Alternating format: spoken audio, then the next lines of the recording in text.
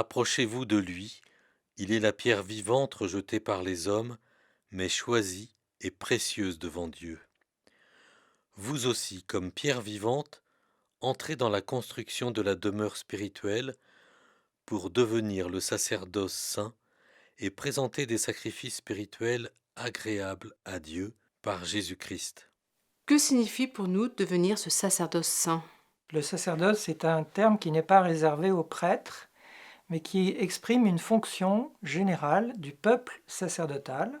C'est ce que dit saint Pierre, et c'est le principal passage dans le Nouveau Testament qui témoigne de ce qu'on appelle le sacerdoce commun des baptisés, qui consiste à faire remonter vers Dieu, dans la médiation verticale des hommes vers Dieu, euh, toute la vie humaine.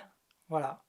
Et c'est commun à tous les ministères, et ici saint Pierre ne distingue pas la différence des ministères, ordonnés ou pas, ou des charismes. Il englobe tout le peuple dans la même fonction sacerdotale, prêtre, prophète et roi. Ce sacerdoce est exercé par tous pour présenter des sacrifices spirituels et aussi pour annoncer les merveilles de celui qui nous a appelés. Oui, deux activités très nettement énoncées par Pierre.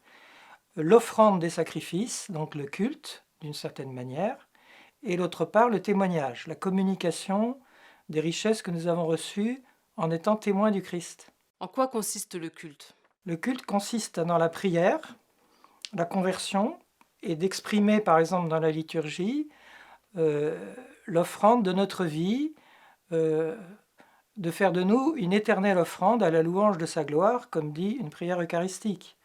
Et dans l'offertoire, à la messe, on fait remonter vers lui toutes nos offrandes. Et à la fin, c'est par lui, avec lui, en lui.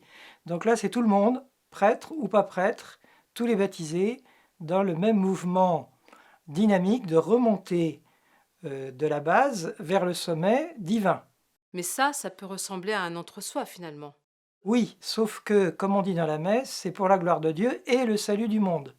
Donc on porte aussi avec le Christ le souci des autres, qui ne sont pas avec nous. Et là, c'est la base du témoignage, d'annoncer les merveilles du Seigneur, celui qui nous a fait passer des ténèbres à son admirable lumière.